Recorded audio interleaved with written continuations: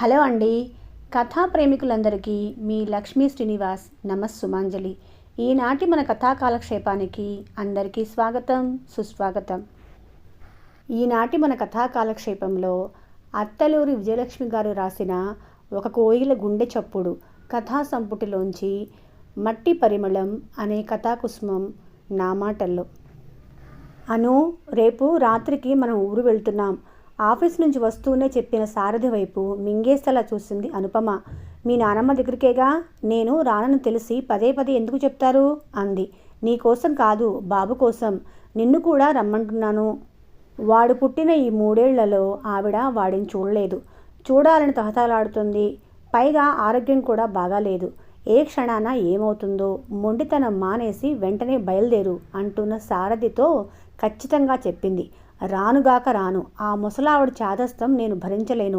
వాణ్ణి కూడా తీసుకెళ్ళి ఆ అపరిశుభ్ర పరిసరాల్లో ఆ పిచ్చి తిండి పెట్టి ఆరోగ్యం పాడు చేయలేను అంటూనే గిరుక్కున తిరిగి లోపలికి వెళ్ళిపోయిన అనుపమ మాటలకు నిశ్చేష్టుడై చూశాడు సారథి. నానమ్మకి తనకి ఉన్న అనుబంధం గురించి ఈమెకి ఎంత చెప్పినా అర్థం కాదేం. ఏమైంది ఆ ఊరికి, ఆ ఇంటికి? అభిమానం, ఆప్యాయత రంగరించి పోసి చేసి పెట్టే కమ్మని వంటలు, ఇంట్లో పాడి అందించే కమ్మటి గడ్డ పెరుగు, చిక్కటి పాలతో స్ట్రాంగ్గా రుచిగా చేసిచ్చే కాఫీ ఎక్కడ దొరుకుతాయి? ఏ మందులు, కెమికల్స్ లేకుండా పెరట్లో నానమ్మ అనుభవంతో పండించి వండే కూరగాయలు. ఆర్గానిక్ కూరలు తెచ్చుకుందాం, బిగ్ బజార్కి వెళదాం, అక్కడ ఆర్గానిక్ కందిపప్పు కూడా అమ్ముతున్నారట అంటూ పరుగులు తీయించే అనుపమకి అసలు ఆర్గానిక్ అంటే ఏంటో తెలుసా? నానమ్మ ఏ ఎరువులు లేకుండా పండించే కూరగాయలు ఆర్గానిక్ అంటే వినిపించుకోదు. అవి ఆర్గానిక్ ఏంటి? ఒక పద్ధతి పాడు లేకుండా మొలిచినవి. మొక్కల నిండా పురుగు, చీడ, ఆకులు, కొమ్మలు విరిచేస్తే పోతాయా పురుగులు? బయోటెక్నాలజీ ఉపయోగించి పెంచే తోటలు, ఆ తోటల్లో పండే కూరగాయలు, ధాన్యాలు అవి ఆర్గానిక్ అంటే అని వాదిస్తుంది. అందుబాటులో ఉన్న ఆరోగ్యం విలువ ఆమెకి అర్థం కావటం లేదు. ఎలా చెప్తే తెలుస్తుంది? ఇప్పటికీ 3 ఏళ్ళు అవుతోంది నానమ్మని కాదని, ఆ ఊరు కాదని, ఆ ఇల్లు కాదని ఈ నగరానికి వచ్చి. ఏముంది ఇక్కడ? తనకి ఎంత మాత్రం ఇష్టం లేకపోయినా అనుపమ కోసం తప్పనిసరిగా ఉంటున్నాడు. కనీసం తన కోసం ఏడాదికి ఒక్కసారైనా వచ్చి నానమ్మ సంతోషపెట్టడానికి ఏమైంది? మునిమనవడు పుట్టాడని సంతోషపడి 6వ నెలలో తీసుకొని రారా, ఇక్కడే అన్నప్రాసన చేద్దాం, నా ముచ్చట తీరుతుంది అని బతిమలాడింది నానమ్మ. ససేమిరా అంది అనుపమ. అమ్మో, నా కొడుకుని ఆ అన్హైజెనిక్ కండిషన్స్లో పెంచలేను అని రాలేదు. పసివాణ్ణి నానమ్మ ఇంతవరకు చూడలేదు. పెద్దావిడ ఎంతకాలం బతుకుతుంది? ఆవిడ చూడకుండా పోతే తనను తాను క్షమించుకోలేడు. అను, మళ్ళీ చెప్తున్నాను, మనం వెళ్ళాలి, వెళ్ళి తీరాలి. నువ్వెక్కువ గొడవ చేస్తే నేను ఉద్యోగం రిజైన్ చేసి నా ఊరు వెళ్ళిపోతాను అన్నాడు తను మొండిగా. అతనికి ఎలాగైనా ఈసారి అనుపమని కూడా తీసుకువెళ్లాలని ఉంది.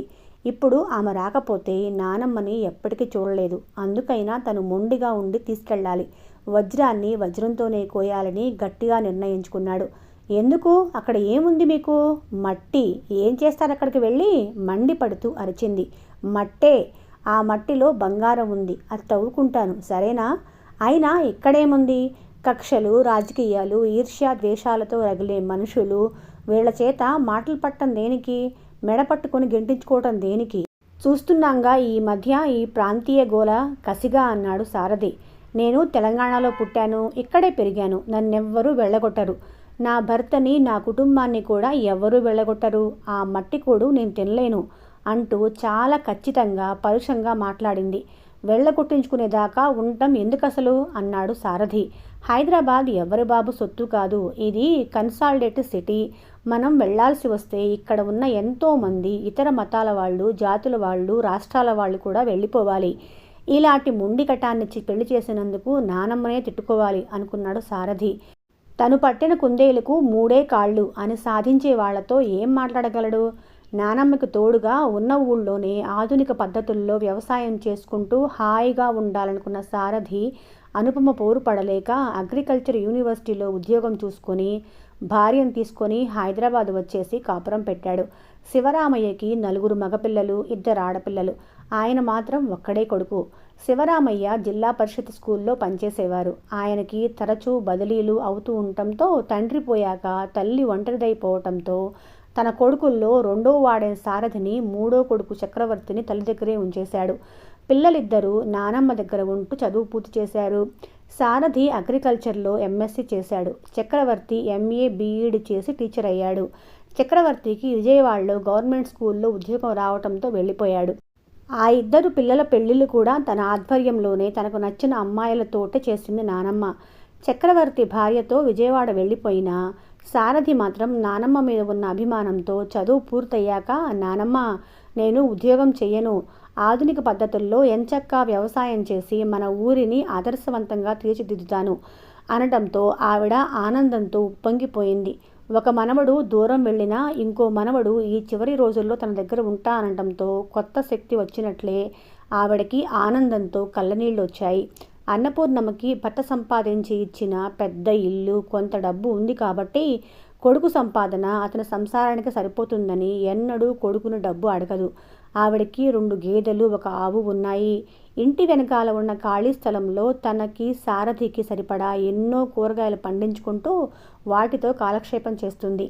అన్నపూర్ణమ్మ శివరామయ్యని కడుపుతో ఉన్నప్పుడు చాలా అనారోగ్యం చేసి మనిషి పోతుందనుకున్నారు. నెలలు నిండుతూ ఉంటే మద్రాసు తీసుకెళ్లి మంచి హాస్పిటల్లో చేర్పించాడు భర్త.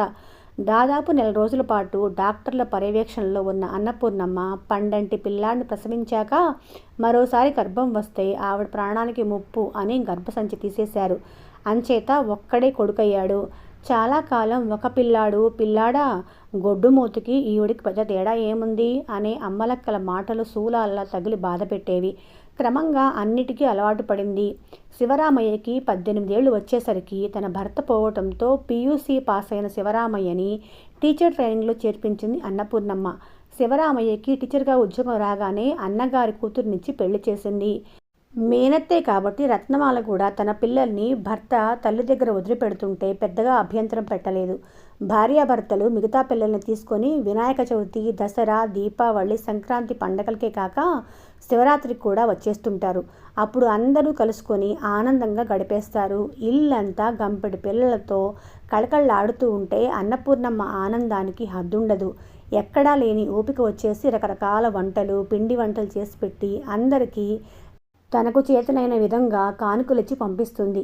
అందుకే నానమ్మంటే పిల్లలందరికీ చాలా ఇష్టం. సారథికి మరీ ఇష్టం. అందుకే ఆ ఊళ్ళోనే ఉండిపోవాలని అతని కోరిక. అనుకున్నట్టుగానే ఊరి పెద్దల సహకారంతో ఏడాదిలో ఆ ఊళ్ళోని పొలాల్లో బంగారం పండించాడు సారథి. ఒకసారి ఆ ఊరికి ఏదో పని మీద వచ్చిన ఎంఆర్ఓ ఉమాపతి ఆ ఊరిని పచ్చగా కళకళలాడుతున్న పంట పొలాలను చూసి ముగ్ధుడైపోయాడు. దీనికంతటికీ కారణం ఒక ఆధునిక యువకుడని తెలుసుకొని సారథిని చూసి ముచ్చటపడి హైదరాబాద్లో ఎంబీఏ పూర్తి చేసిన తన కూతురు అనుపమనిచ్చి పెళ్లి చేయాలని నిర్ణయించుకోవటం, అందుకు అన్నపూర్ణమ్మ గారి అంగీకారం కోరటం, ఆవిడ అంగీకరించి కొడుకు కోడలతో కూడా అవును అనిపించడం జరిగిపోయి హైదరాబాద్లో అంగరంగ వైభవంగా పెళ్లి జరిగింది. తానే స్వయంగా బస్సు మాట్లాడి ఊరి వాళ్ళని కూడా తీసుకుని వెళ్ళింది అన్నపూర్ణమ్మ. కోడల్ని తీసుకొని తన ఊరు వచ్చేటప్పుడు వియ్యపురాలు కళ్ళ నీళ్లతో చెప్పింది, మా అమ్మాయికి మొండితనం ఎక్కువ, తన మాటే నెగ్గాలనే తత్వం. చిన్నపిల్ల ఏదన్నా తప్పు చేసినా పెద్ద మనసుతో క్షమించి కడుపులో పెట్టుకోండి. దానికి ఉద్యోగం చేయటం కూడా ఇష్టం లేదు. పెద్ద చదివే చదివించాం, ఎందుకైనా మంచిదని. దానికి తనని కూర్చోబెట్టి పోషించే మొగుడు కావాలని కోరిక చిన్నప్పటి నుంచి. భర్త అంటే భార్యను పోషించేవాడు, భార్య మనసు కష్టపెట్టకుండా చూసుకునేవాడు అనే ఆలోచనే తప్ప భర్త పట్ల తన కర్తవ్యాలు, బాధ్యతలు కొన్ని ఉంటాయని కూడా తోచదు. నేను చెప్పి అలసిపోయాను. అందుకే మిమ్మల్ని చూసి నా కూతురు మీ దగ్గర సుఖంగా ఉంటుందని, దాన్ని మీరు అర్థం చేసుకుంటారని ఆశించి ఈ పెళ్లి చేశాను. దానికి అన్నపూర్ణమ్మ కూడా పెద్ద మనసుతో స్పందిస్తూ అంది, మీ అమ్మాయి ఉద్యోగం చేయాల్సిన అవసరం ఏమీ లేదు. మా ఇంట్లో దేనికి లోటు లేదు, సుఖంగా ఉంటుంది. మీరేమీ బెంగ పెట్టుకోకండి. ఆయన భార్య ఆవిడ విశాల హృదయానికి మురిసిపోయారు.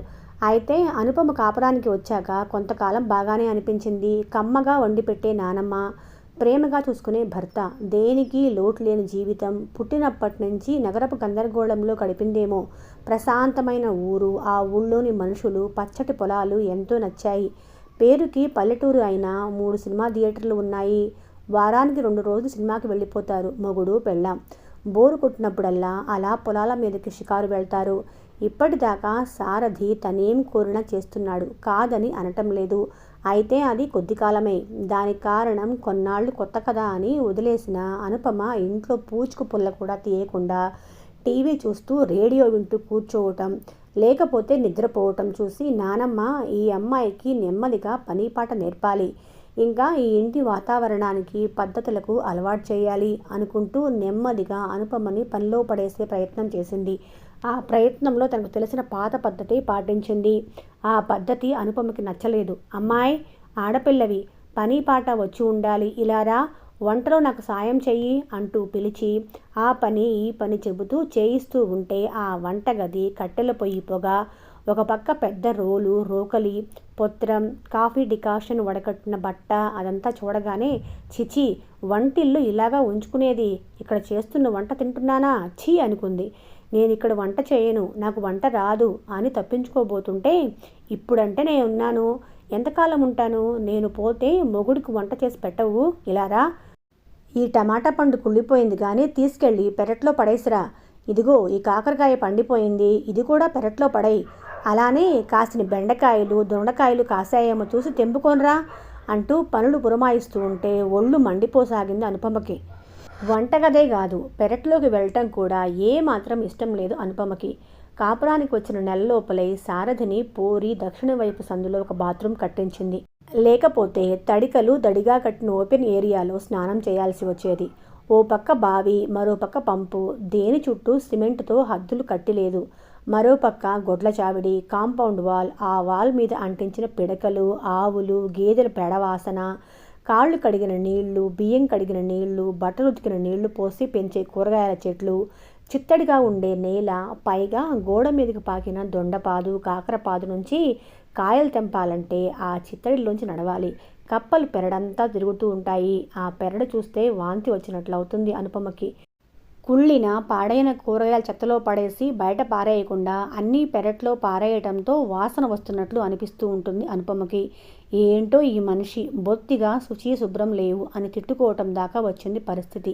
బెండకాయలు తెంపుకొస్తే అయ్యయ్యో ఇవి ముదిరాయి, రేపటి నుంచి ఏ రోజు కాసినవి ఆ రోజు తెంపేస్తూ ఉండు, ఒక్కరోజైనా ముదిరి చేస్తాయి, ఇందా తీసుకెళ్ళి ఇలా చీల్చి పెరట్లో పడేసిరా, మళ్ళీ మొక్కలొస్తాయి అన్నట్లు గోంగూర వడిచిన కాడలు పారేయకు, కొద్దిగా తవ్వి పాతిపెట్టు, మళ్ళీ గోంగూర వస్తుంది అంటూ పని మీద పని చెప్తూ ఉంటే ఈవిడికి ఇంత కక్కుర్తి ఏంటి? 10 రూపాయలు పడేస్తే కిలోల కిలోలు వస్తాయి కూరలు, వాటి కోసం ఈ కుళ్ళిపోయినవి ఎండిపోయినవి వెయ్యాలా? వీటితో ఎంత పంట పండిస్తుందో ఈ పిస్నారి మహాతల్లి అనిపించేది. గొడ్ల చావిళ్ళలో పనివాడున్నా ఈవిడ ఖచ్చితంగా ఉదయమే చావిట్లోకి వెళ్ళి ఈ విధవ సరిగ్గా పనిచేసి చావటం లేదు అంటూ చేత్తో పేడ తీసి శుభ్రం చేస్తుంటే కంపరం పుట్టేది. ఆ చేతులు డెట్టాలతో కడుక్కోకుండా నీళ్లతో కడిగేసుకుని వచ్చి వంట చేస్తూ ఉంటే చూసిన అనుపమకి ఈవిడ వంట ఇలా చేస్తుందా బాబోయ్, దీన్నేనా నేను ఇన్నాళ్ళు రొట్టలేసుకుంటూ తిన్నాను అని భయపడిపోయింది. అప్పటికప్పుడు ఆమెకి తన కడుపులో రకరకాల పురుగులు తిరుగుతున్నట్టు అనిపించింది. అమ్మో, ఇలాంటి చోట తనను తీసుకొచ్చి వదిలేరా, అమ్మా నాన్న వెళ్ళిపోవాలి, ఇక్కడి నుంచి వెళ్ళిపోవాలి అనుకొని వెంటనే సారథితో అంది. మనం వెంటనే హైదరాబాద్ వెళ్ళిపోవాలి, తక్షణం వెళ్ళాలి అని.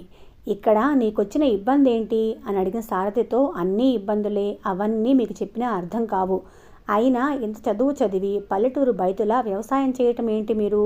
మంచి ఉద్యోగాలు వస్తాయి, అప్లై చేయండి, హైదరాబాద్ వెళ్దాం అంటున్న భార్య వైపు పరిశీలనగా చూస్తూ అన్నాడు సారథి. అను, అలా అంటున్నావు కానీ ఒక్కసారి అద్దంలో నిన్ను నువ్వు పరిశీలనగా చూసుకో, వచ్చినప్పటికన్నా ఇప్పుడు రంగు వచ్చావు, నిగనిగలాడుతున్నావు, సన్నగా ఉండేదాన్ని చక్కగా ఒళ్ళొచ్చింది. ఇక్కడ మనం తినే తిండి ఆర్గానిక్ తిండి, మనం ఎటూ వెళ్లకుండా వెతుక్కోకుండా ఆర్గానిక్ తిండి లభిస్తుంది. కెమికల్స్ వేసి పండించే పంట వలన ఆరోగ్యం పాడవుతుందని సూపర్ మార్కెట్ వాళ్ళు ఎంత ధరకు అమ్ముతున్నారో నీకు తెలియదా? నా మాట విను, ఇది మరీ పల్లెటూరేం కాదు, డెవలప్డే కదా, కాలేజీ ఉంది, మంచి హాస్పిటల్ ఉంది, సినిమా హాల్స్ చూసావుగా, బాగానే ఉన్నాయి ఉన్న 3. తోచినప్పుడు అలా పొలాల వైపు స్వచ్ఛమైన గాలి పీలుస్తూ నడుస్తుంటే ఎంతో హాయిగా ఉంటుంది. హైదరాబాద్లో ఆ ట్యాంక్ బండి మీద నడుస్తుంటే కంపుతో ముక్కు బద్దలైపోతుంది, వాహనాల పొగతో నిండిన కాలుష్యపు గాలి ఏం బాగుంటుంది అంటూ నచ్చ చెప్పడానికి ప్రయత్నించాడు. కానీ ససేమిరా అంది అనుపమ. మీ నానమ్మ చాదస్తం కన్నా నాకు ఆ కాలుష్యమే బాగుంటుంది అంది. అప్పటికే తెలంగాణ ఆంధ్ర ఉద్యమం మొదలై తెలంగాణ ప్రత్యేక రాష్ట్రంగా ఏర్పడటం అనివార్యం అని తెలిసిపోయిన శారదకి అనుపమ మొండిపట్టు పడుతూ ఉంటే చిరాకొచ్చింది. మళ్ళీ నన్నక్కడి నుంచి వెళ్ళగొడితే ఏం చేయను అన్నాడు. ఎందుకు వెళ్ళగొడతారు? వాళ్ళ రాష్ట్రం వాళ్ళు పాలించుకుంటాం అంటున్నారు, కానీ ఉన్న వాళ్ళని వెళ్ళగొడతాం అనలేదు. ఇదంతా రాజకీయ లబ్ధి కోసం ఏడిచే ఏడుపు. కామన్ మ్యాన్కి వచ్చే ఇబ్బంది ఏమీ ఉండదు. ఎట్టి పరిస్థితుల్లో నేను ఇక్కడ ఉండను.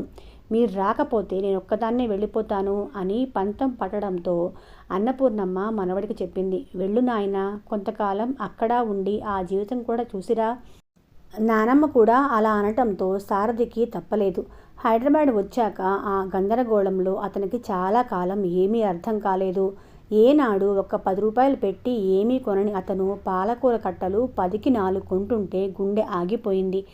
ఈ లెక్కన నెలకు తనకొచ్చే జీతం సరిపోదు అనుకొని అనుపమని అడిగాడు. ఉద్యోగం చేస్తావా అని. నేనా? ఉద్యోగమా? No, never. నాకు అడ్డమైన వాళ్ళని సార్ సార్ అంటూ వాళ్ళ దగ్గర పనిచేయటం అంటేనే అసహ్యం. అయినా నేనెందుకు చెయ్యాలి? ఉద్యోగం అనేది మీ బాధ్యత, మీకు వండి పెట్టడం నా బాధ్యత అంతే అంటున్నా ఆమె వైపు చూస్తూ ఈమె ఈ 20th సెంచరీలో ఎలా పుట్టిందిరా బాబు అనుకున్నాడు. సారథి గడిచిన రోజుల జ్ఞాపకాలతో అనుపమ అంటే మొండితనానికి మారుపేరు అనిపించింది. ఈమెకి సమాధానం తను మొండిగా ఉండటమే అని ఆ క్షణమే నిర్ణయించుకుని అన్నాడు. నేను బాబుని తీసుకుని వెళ్తున్నాను, నువ్వు కూడా వస్తే బాగుంటుంది. లేకపోతే నేను తిరిగి ఇక్కడికి రాను. మనది కాని చోట ఉండటం నాకు ఇష్టం లేదు. అంటే నా ఇష్టం లేకుండా బాబుని తీసుకెళ్తారా? ఏం, ఎందుకు తీసుకెళ్ళకూడదు? వాడు నాకు కూడా కొడుకే, కన్నది నేను, అందుకు కారణం నేను. అలాగా, సరే అయితే తీసుకెళ్ళండి. నేను మాత్రం రాను. మీ ఇష్టం. ఏం చేసినా సరే. ఏం చేస్తాను? ఏమీ చేయను. మొండివాడు రాజుకన్నా బలవంతుడు అని సారథి వెళ్ళిపోతుంటే మండిపడుతూ చూసింది అనుపమ.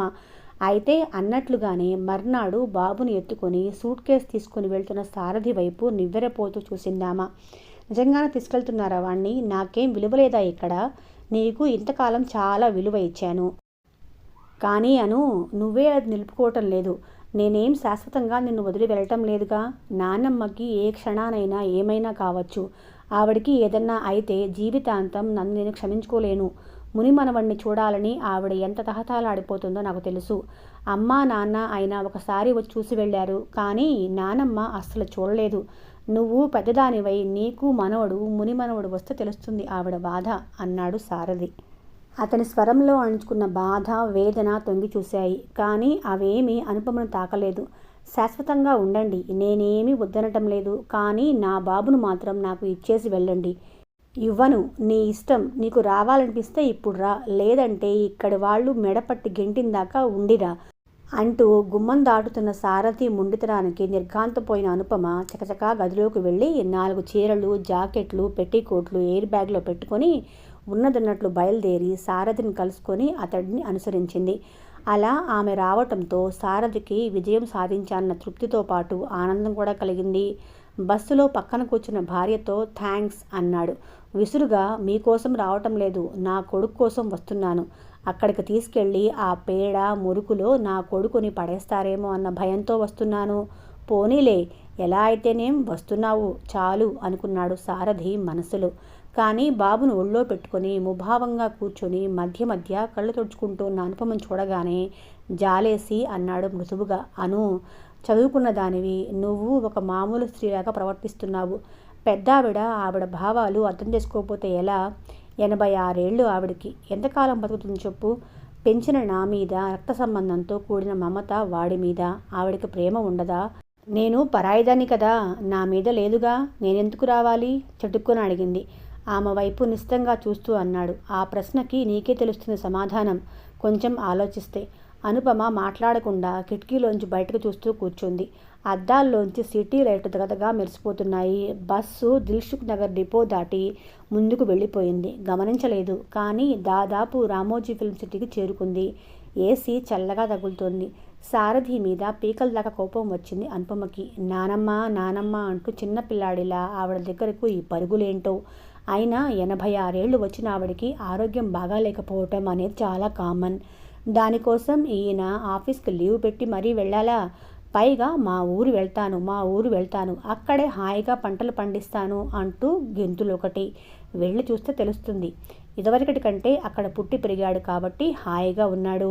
ఇప్పుడు 3 ఏళ్ల నుంచి హైదరాబాద్ వాతావరణం, ఇక్కడ జీవన విధానం, ఈ సౌకర్యాలు ఇవన్నీ చూశాక అక్కడ ఉంటాడా? చూద్దాం ఎలా ఉంటాడో.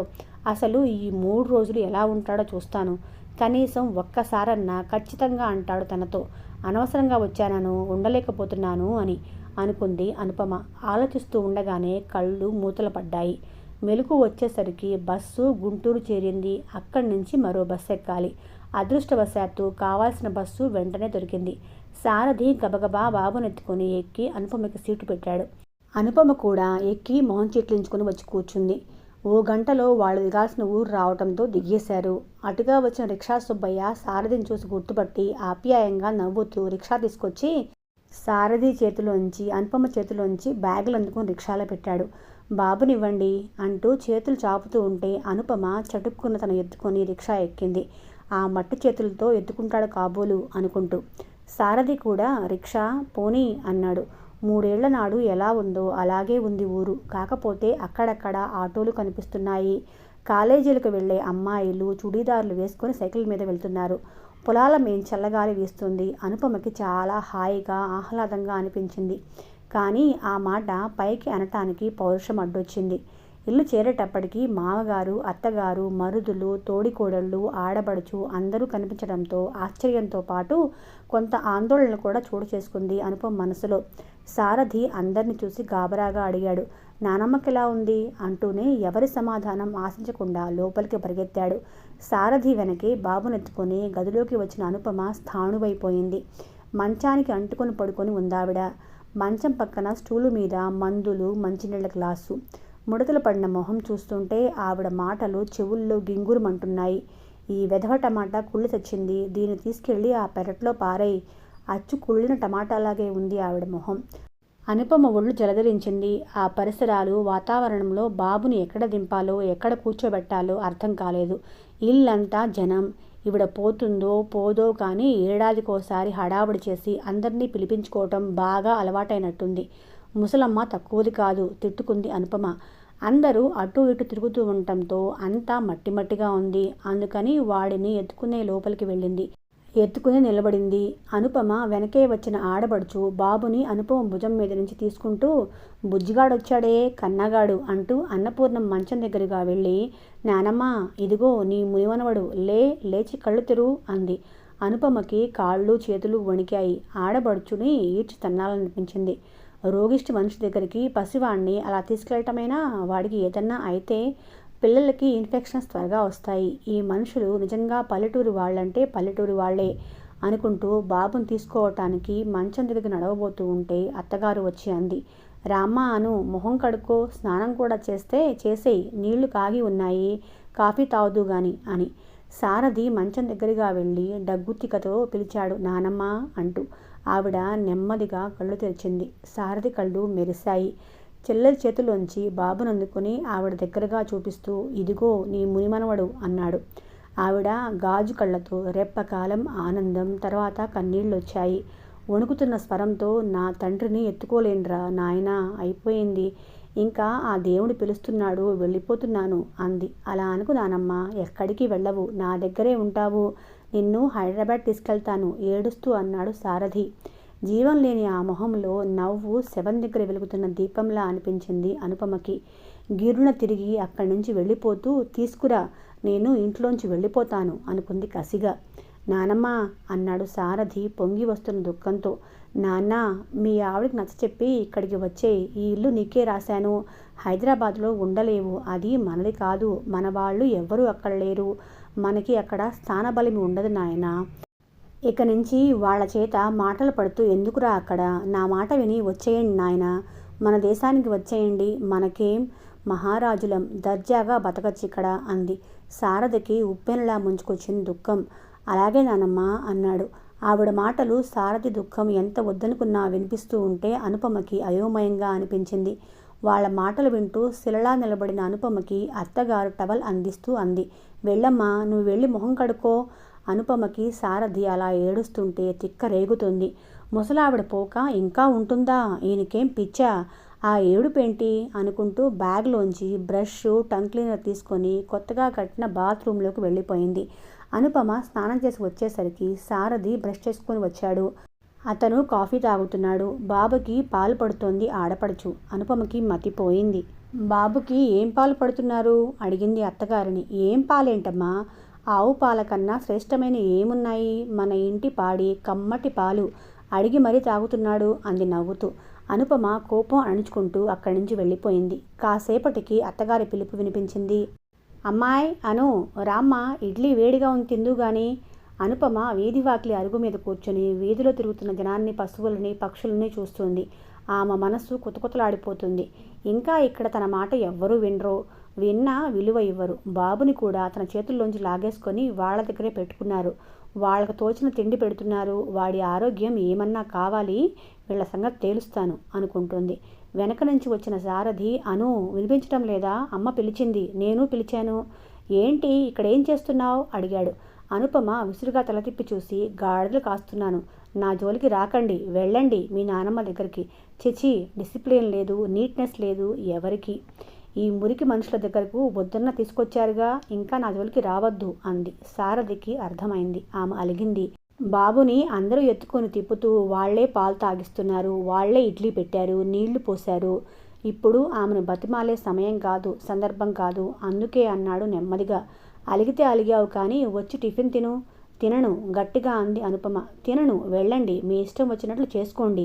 ఏంటి అను ఈ మొండితనం? అవును, నేను మొండిదాన్ని, సరేనా? సారథి చేసేది లేక లోపలికి వెళ్ళాడు. అతనికి ఎదురు వచ్చిన చెల్లెలు శోభ ఏంటి సంగతి అన్నట్లుగా చూసింది. ఏముంది, మీ వదిన మొండిది. ఆవిడ ఏదంటే అదే కరెక్టు అనాలి, అనకపోతే అలుగుతుంది. ఆవిడ కుందేలుకు 3 కాళ్ళంటే 4ది విరగ్గొట్టైనా 3 కాళ్ళు అని చెప్పాలి అంటూ నానమ్మ గదిలోకి వెళ్ళిపోయాడు. అనుపమ టిఫిన్ తినకుండా అలా పంతం పట్టి కూర్చోవడంతో విషయం అర్థం చేసుకున్న అత్తగారు పిల్లవాడిని తీసుకొచ్చి ఆమె చేతికి ఇచ్చింది. రామ్మ లోపలికి, ఇక్కడ కూర్చుంటే బాగుండదు, ఇది పల్లెటూరు, ఎవరన్నా ఏమన్నా అనుకుంటారు అంటూ బలవంతంగా లోపల తీసుకుని వెళ్ళిపోయింది. ఆ సాయంత్రానికి తెలిసిన సంగతి ఏమిటంటే అన్నపూర్ణమ్మ పెరట్లో చేస్తూ జారి పడింది. మోకాలు వాచిపోయింది, నడుం విరిగింది.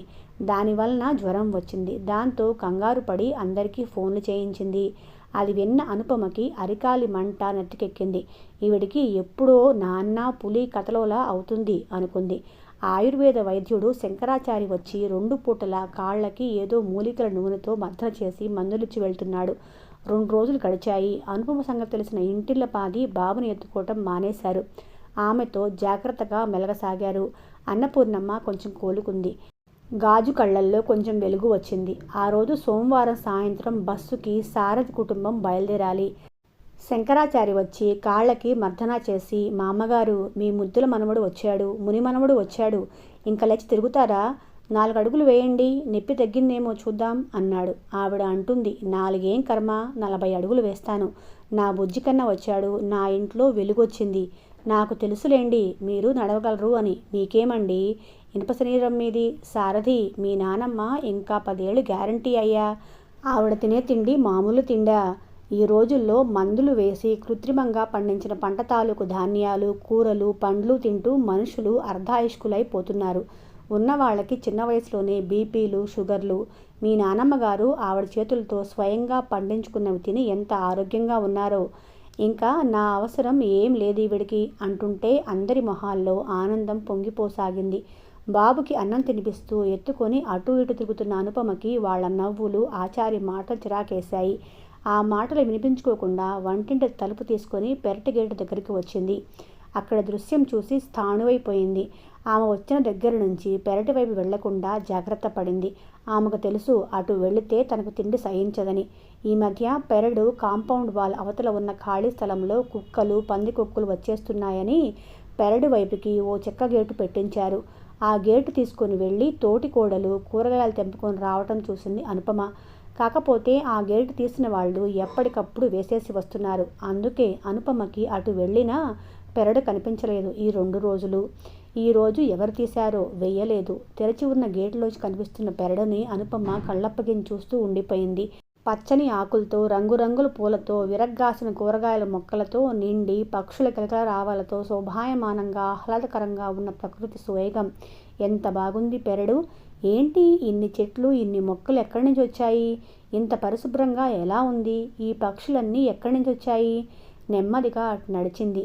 ఏపుగా పెరిగిన గన్నేరు చెట్టు మీద పక్షి గూడు, అందులో కువకువలాడుతున్న పక్షి పిల్లలు. వాటిని చూడగానే అనుపమ విప్పారిన మొహంతో బాబుకి వాటిని చూపిస్తూ చుట్టూ చూసింది.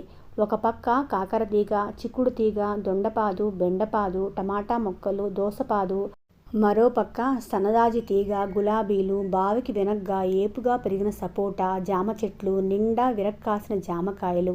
సపోటాలు పక్వానికి రావటానికి సిద్ధంగా ఉన్నాయి.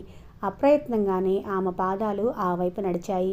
విరక్కాసిన చిక్కుడుగాయలు, ఆకుచాటును తొంగి చూస్తున్న దొండకాయలు, దూరగా పండి దోబూచులాడుతున్న టమాటాలు, తీగ మీద, నేల మీద బరువుగా జారుతూ తోటి చెలి మొక్కలతో బంతులాడుతున్న దోసకాయలు. ఎక్కడివన్నీ? ఎలా అయింది కుళ్ళు కంపు కొట్టే పెరడు ఇలా ఇంత పచ్చపచ్చగా, ఎర్ర ఎర్రగా కళకళలాడుతూ ఉంది? కళ్ళప్పగించి నిలబడిపోయిన అనుపమ భుజం మీద చెయ్యేసి అంది తోడికోడలు మీరా. నానమ్మగారు కుళ్ళిన టమాటాలు, పండిన కాకరకాయలు, పాడైపోయిన బెండకాయలు పడేసి పెంచిన తోట అనుపమ ఇది. ఆవిడికి గొప్పులు తీయటం, విత్తనాలు నాటం, మందులేయటం ఏమీ తెలియదు. దోసకాయ తరిగి ఆ గింజలు తీసి చల్లేది ఇక్కడంతా. ఎన్ని దోసకాయలో ఊరంతా పంచిపెట్టినా కాస్తూనే ఉంటాయి. నీకు తెలుసా? ఈ చుట్టుపక్కల వాళ్ళెవ్వరూ కూరగాయలు ఎక్కడా కొనరు. ఇక్కడి నుంచి కావలసినన్ని తెంపుకొని వెళ్తారు. పాపం నానమ్మగారు ఒక్కరే వండుకోలేరని వాళ్లే వండి ఆవిడకి ఇంత తీసుకొచ్చి ఇస్తూ వచ్చారు. నానమ్మ సారథి వెళ్ళిపోయాక చాలా బాధపడింది. అక్కడి నుంచే ఆవిడికి అనారోగ్యం కూడా మొదలైంది. అంతకుముందు తలనొప్పి అని కూడా ఎరగదు. అనుపమ సమాధానం చెప్పలేదు. ఆమెకి చిత్రంగా ఉంది, తమాషాగా ఉంది. ఏదో తెలియని అనుభూతితో మనసంతా నిండిపోయింది. ఆచారి మాటలు, తోడికోడల మాటలు పదే పదే చెవుల్లో ప్రతిధ్వనిస్తూ ఉంటే అన్యమనస్కంగా ఉండిపోయింది. సాయంత్రం 6 దాటింది. సారథి సాయంతో కర్ర పట్టుకుని నడిచి వచ్చి హాల్లో కూర్చుంది అన్నపూర్ణమ్మ. పిల్లలు, పెద్దలు అందరూ ఆవిడ చుట్టూ కూర్చున్నారు. నేనివాళ వెళ్ళిపోతున్నానమ్మా అన్నాడు సారథి. ఆవిడ ఏం మాట్లాడలేదు. కొద్దిసేపటికి అంది, తప్పదుగా నాయనా, పట్నం ఉద్యోగం కదా, నీ పైవాడికి సమాధానం చెప్పుకోవాలాయే. కానీ వెళ్ళు, ఏం చేస్తాం అంది నిర్లిప్తంగా. సారథికి బాధగా అనిపించింది. ఏం మాట్లాడకుండా అక్కడి నుంచి లేచి వెళ్ళి పడగ్గది గుమ్మంలో నిలబడి చూస్తున్న అనుపమతో అన్నాడు, సామాన్ సర్దావా? ఏం సామాను? అడిగింది అనుపమ.